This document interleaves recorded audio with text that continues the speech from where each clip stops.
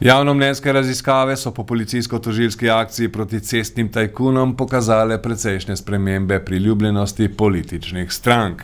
SDS se je ponovno prebila v ospredje. Komentar o razmerjih med politično in ekonomsko elito, Matej Makarovič.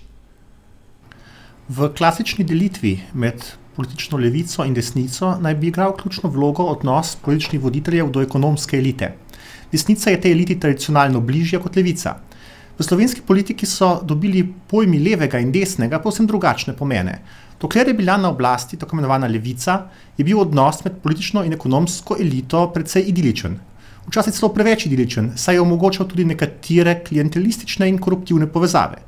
Nezadovoljstvo volivcev s temi pojavi je bilo eden od dejavnikov, zakaj je 2004 prišlo do zamenjave na oblasti. Vendar takrat do kakšnega drastičnega preloma ni prišlo. Na veliko razočaranje tistih, ki so pričakovali spremembe, se je idilično razmerje med politično in ekonomsko elito nadaljevalo tudi v prvih letih Janševe vlade.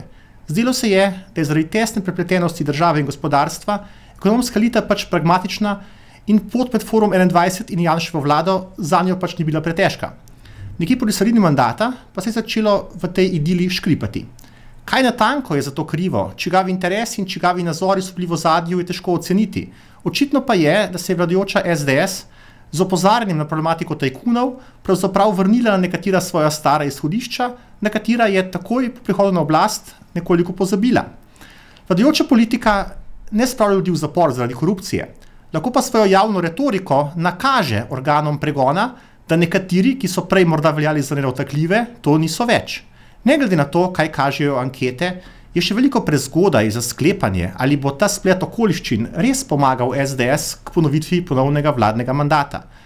Vsekakor pa je to zanimiv poskus za vse ostale politične stranke, pri čemer je daleč najbolj samomorilsko strategijo izbrala Šrotova SLS, ki je aretacije osumljenih korupcije predstavila skoraj kot napad nase, kot da bi hotela volivcem sporočiti, da je ona stranka tistih, ki so sumljivo obogateli ali so osumljeni korupcije. Novi predsednik SLS je tako še en dokaz, kako težko je iz uspešnega lokalnega postati uspešen politik na državni ravni.